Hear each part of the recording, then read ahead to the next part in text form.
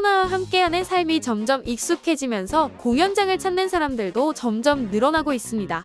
오랜만에 뮤지컬을 하나 예매해볼게요. 그런데 좌석마다 색깔이 좀 다르네요. 가격도 차이가 있습니다.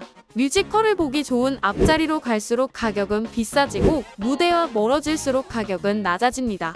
뭐? 당연한 거 아니야? 라고 생각할 수 있지만 사실 이는 기업 입장에서 이윤을 극대화하기 위해 시행하는 특별한 가격 차별이라는 전략입니다. 경제학에서 말하는 시장은 어떤 재화나 서비스를 구매하려는 소비자들과 그것을 판매하려는 판매자들이 모여서 거래하는 공간입니다. 이 시장 안에서는 똑같은 물건이라도 소비자의 취향이나 여건 등에 따라서 지불하고자 하는 금액은 다를 수 있습니다. 자, 공연장이라는 시장으로 돌아올게요. 명희는 뮤지컬을 좋아하기 때문에 좋은 자리를 고를 수만 있다면 3만 원도 낼 생각이 있어요. 하지만 반대로 뮤지컬을 좋아하지 않는 철수는 뮤지컬을 보는데 10,000원 이상 지불하는 건 너무 돈이 아깝다고 생각해요. 누워서 넷플릭스 보는 게 낫지 굳이 이 돈 주고 뮤지컬을 본다고? 이렇게 어떤 소비자가 해당 상품에 대해서 지불하고자 하는 최대의 금액을 최대 지불 의사라고 합니다. 딱 그만큼까지는 지불할 수 있고 이것보다 비싸면 차라리 구매를 포기하겠다는 겁니다. 예를 들어 시장에서 결정된 뮤지컬 좌석이 10,000원이라고 해봅시다. 명희 입장에서는 이런 생각이 들 거예요. 아싸, 난 최대 3만 원까지 지불할 생각이었는데 10,000원만 내다니 2만 원 이득이네? 그리고 철수 입장에서는 딱 내가 최대로 지불하려는 가격만큼 지불했다는 생각이 들 겁니다. 딱 이 정도만 내려고 했어. 이런 식으로 개별 소비자의 최대 지불 의사와 실제 가격 간의 차이를 전부 합한 것을 가리켜 소비자 잉여라고 합니다. 해당 가격의 소비자가 이만큼의 추가적인 잉여를 누렸다는 뜻입니다. 알기 쉽게 그래프로 보여드릴게요. 가로축은 재화나 서비스의 수량, 세로축은 가격으로 정하겠습니다. 여기가 소비자 잉여라는 거죠. 자, 그럼 생산자의 입장에서도 한번 볼까요? 생산자가 뮤지컬 하나를 공연하는 데 드는 비용이 평균적으로 1,000원이라고 해볼게요. 그러면 생산자 입장에서는 당연히 좌석을 1,000원보다 비싸게만 팔면 이득이겠죠? 그런데 생산자는 10,000원의 뮤지컬 좌석을 팔았고 그렇게 9,000원의 추가적인 이익을 보게 된 겁니다. 이렇게 반대로 생산자가 주어진 가격에 대해서 누리는 잉여를 합하여 생산자 잉여라고 합니다. 이 두 그래프를 합쳐서 표현하면 이렇게 됩니다. 이때 가격이 상승하면 상대적으로 생산자 잉여는 늘어나게 되고 소비자 잉여는 줄어들게 됩니다. 자, 여러분이 생산자라면 지불 의사가 있는 영희 같은 소비자에게 10,000원만 받을 이유가 없죠. 30,000원을 다 받고 싶겠죠? 그래서 기업은 소비자 잉여를 생산자에게 귀속시키기 위해 가격 차별이라는 정책을 펴니다. 기업이 이 상태에서 가격 차별을 어떻게 시행할 수 있을지 알아볼게요. 그에 앞서 한 가지 전제가 필요합니다. 바로 기업이 스스로 가격을 설정할 수 있어야 한다는 겁니다. 가령 완전 경쟁 시장에서 무수히 많은 기업들이 무수히 많은 소비자들에게 똑같은 상품을 판매한다고 가정해 봅시다. 소비자 입장에서는 어느 기업에서 상품을 구입해도 상관이 없게 되는 거죠. 이 상황에서 어떤 기업이 혼자서만 가격을 올려버리면 어떻게 될까요? 아무도 그 기업의 상품을 구매하지 않을 겁니다. 따라서 완전 경쟁 시장에서는 생산자, 즉 기업이 가격을 설정할 수 없습니다.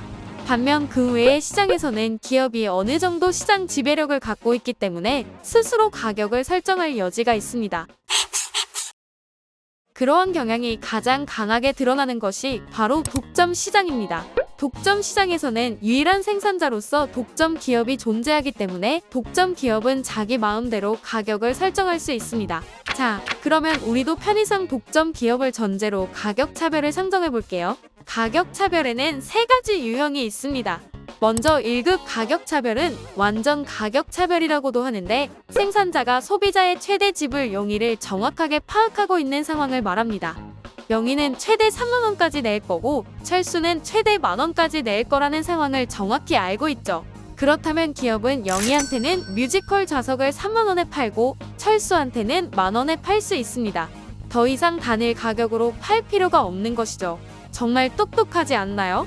이렇게 각각 소비자에게 맞춰서 가격을 매길 수 있기 때문에 1급 가격 차별의 결과로 소비자 잉여는 아예 사라집니다. 생산자 잉여로 바뀌는 거죠. 왜냐하면 소비자 잉여는 최대 지불 의사에서 실제로 지불한 가격을 제한 만큼을 합한 것인데 소비자마다 지불하는 가격이 최대 지불 의사와 같아지기 때문이죠. 따라서 기업은 1급 가격 차별에서 자신의 이익을 극대화할 수 있습니다. 하지만 실제로 기업이 이렇게 개별 소비자들의 최대 지불 의사를 전부 알아볼 수 있을까요? 한 명 한 명 소비자를 찾아서 인터뷰하지 않는 이상 불가능할 겁니다. 따라서 1급 가격 차별은 그냥 엄청나게 이상적인 이야기라고 생각하시면 되겠습니다. 보다 현실적으로 적용되는 가격 차별은 3급 가격 차별로 서로 다른 집단의 소비자에게 집단의 특성, 연령, 성별, 거주 지역 등에 따라 다른 가격을 매기는 경우를 말합니다. 공연장에서 좌석에 따라 가격을 다르게 매기는 경우, 청소년에게 가격을 더 싸게 파는 경우가 그렇다고 할 수 있겠죠. 개별 소비자의 최대 지불 의사를 파악할 수는 없지만 기업의 입장에서 최대 지불 의사와 관련이 있을 것 같은 기준으로 소비자의 집단을 나누는 것이죠.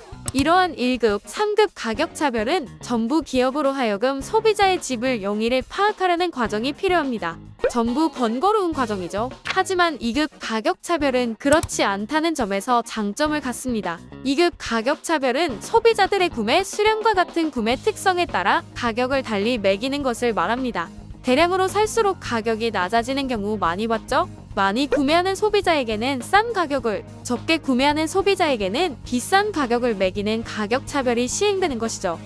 지금까지 가격 차별의 종류에 대해 알아봤는데요. 가격 차별은 기업 입장에서는 이익이지만 소비자 입장에서는 결과적으로 손해라고 생각하기 쉽습니다. 하지만 사회 전체적으로 본다면 가격 차별은 여전히 정당화될 수 있습니다. 만약에 독점 기업이 가격 차별을 시행하지 않고 가격을 스스로 설정한다면 이와 같은 방식을 취하게 됩니다. 이 경우에는 사중 손실이라는 것이 발생합니다. 사중 손실은 완전 경쟁 시장에서와 같이 사회 전체의 잉여를 극대화하는 최적 생산량만큼 생산하지 않기 때문에 발생하는 사회적 손실을 가리킵니다. 즉, 해당 상품이 사회 전체에 필요한 만큼 생산되지 않는 것이죠. 그렇다고 기업에게 최적 생산량만큼 더 생산하라고 강요할 수도 없습니다. 기업 입장에서는 저만큼 생산했을 때 이윤이 극대화되기 때문에 그만큼만 생산하는 것이기 때문이죠. 그런데 가격 차별을 시행하면 사중 손실이 결과적으로 사라지게 됩니다. 1급 가격 차별을 예로 들어볼게요. 물론 소비자 잉여가 완전히 사라진다는 문제는 있지만 사중 손실이 사라지기 때문에 사회 전체적으로는 더 나은 면이 있습니다. 하지만 그렇다고 가격 차별이 항상 정당화될 수 있는 것은 아닙니다. 왜냐하면 가격 차별을 시행하는 과정에서 기업은 이익을 극대화하기 위해 상대적으로 약자에 해당하는 소비자 집단을 상대로 부당한 이윤을 취할 수도 있기 때문입니다. 한 사회 실험에서 자동차 정비소에 찾아가 고장난 차량의 수리 비용을 의뢰해봤습니다. 결과적으로 정비소가 제시한 수리 비용은 장애인이 비장애인보다 월등히 높았습니다.